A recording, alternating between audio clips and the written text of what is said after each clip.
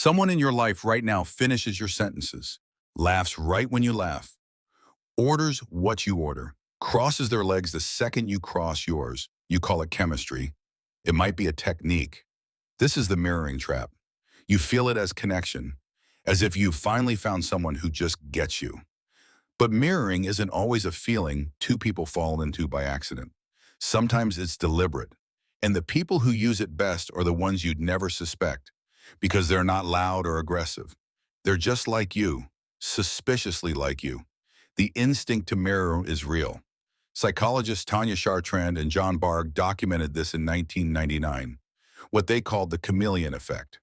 People unconsciously mimic the postures and mannerisms of those around them, and the more they mimic, the more liking follows, even when neither person notices it happening. That's the human default. The trap isn't that mirroring exists. The trap is what happens when someone stops doing it by accident and starts doing it on purpose. Robert Cialdini, one of the most cited researchers in the psychology of influence, identified similarity as a core trigger of liking.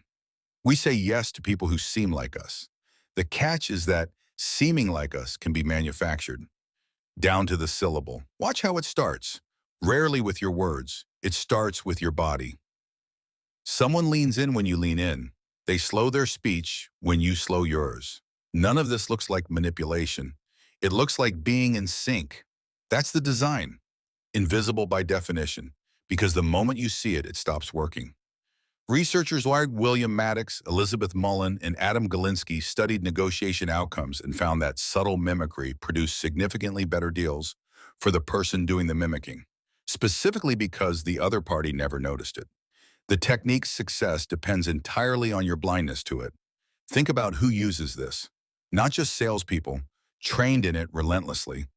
Think about the person who, in your first conversation, shared your exact taste in musics, your exact childhood wound.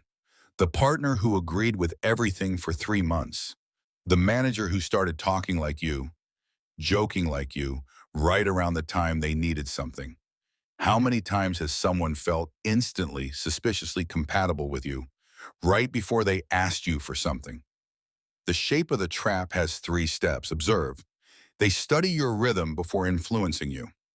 Match. They reflect it back slowly enough to feel natural. Lead. Once trust has formed, they shift first, and some part of your nervous system follows without question. This is sometimes called pacing and leading, formalized decades ago, and quietly absorbed into sales floors, negotiation rooms, and dating coaching. Romantic manipulation runs the same script with warmer lighting, same music, same films, same opinions on things that should have been a coin flip. That speed is the warning sign, not the romance. Genuine compatibility reveals itself slowly through friction survived. Manufactured compatibility arrives instantly, fully formed, untested. Why does this work on smart people? Because mirroring doesn't target your logic. It targets older wiring. For most of human history, this person moves like me meant safety. That signal still fires, even though the modern world is full of people who've learned to fake the pattern on purpose. There's a darker version too, mirroring your insecurities specifically, reflecting your fears back as shared experience. Suddenly you have a witness to your pain. That position isn't built on empathy, it's built on access. So protect yourself without becoming someone who can't trust connection at all. Track timeline, not intensity. Real rapport accumulates. Manufactured rapport arrives. Introduce small, low-stakes tests. Shift an opinion slightly and watch whether they shift with you. Notice timing around requests. Warmth that spikes right before an ask is data. And give yourself permission to be slow. Manipulators are in a hurry because the performance has a shelf life. Genuine people aren't threatened by your patience. Most warmth you feel is real. The goal isn't suspicion, it's calibration, knowing the difference between being understood and being studied. Someone in your life right now finishes your sentences, laughs right when you laugh, orders what you order, crosses their legs the second you cross yours.